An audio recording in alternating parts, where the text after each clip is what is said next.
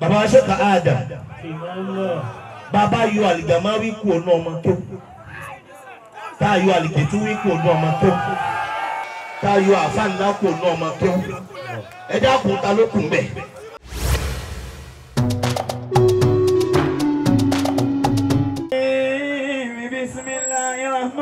Bismillahirrahmanirrahim.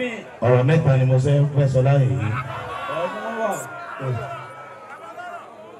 Èmi ni mo bẹ̀rẹ̀ lọ́dún tó lọ. Mo wá dúpẹ́ pé mo ní àlàáfíà mo wà ń bí. Alhamdulillahi.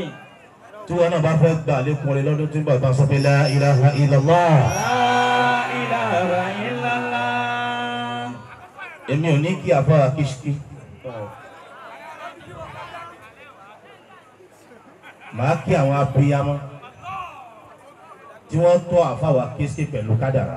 Alhamdulillahi. Tí wọ́n bá bínú òní ó lè má rí báyìí o. Allah. Bàbá wa Khalifa OLODO. Bayatahu. Mo kí yín kú oríire o. Gbogbo ilé àfáà ni wọ́n máa ń kí àfáà wọn lẹ́yìn tá àfáà wọn bá ti lọ tán. Àṣé bàbá sọ ládé ní OLODO òkú.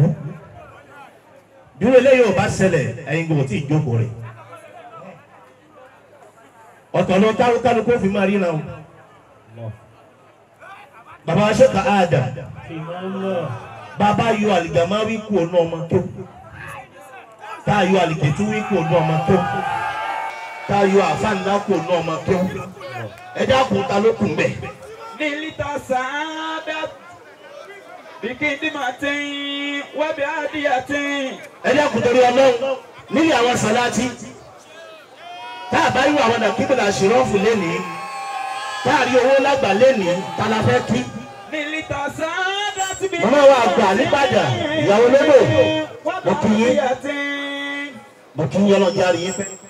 Antal kadimul awliya.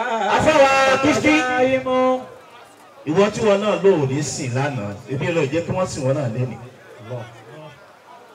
Ọgbọ́n àgbọ́njù tó gbọ́n ju àfáà rẹ lọ lánàá ní òjé kéèyàn mẹ́wàá jókòó tí ọlójú agbọmọdé ni.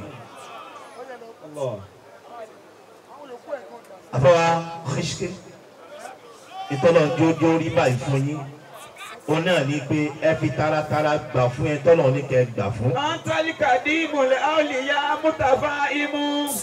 Afáwa KISHKY ìtẹ́ ẹ̀ṣẹ̀ lánàá lẹ́ ń gbà lẹ́ni o kí ni wọn náà fẹ́ gbà tó bá dọ̀la sẹ́nu ẹjọ́ yìí sẹ́nu àbòsí sẹ́nu kó má dà yìí sẹ́nu kó má rí gbàlò yìí eléyìí rí gbàlò kò dẹ̀ ní kú o.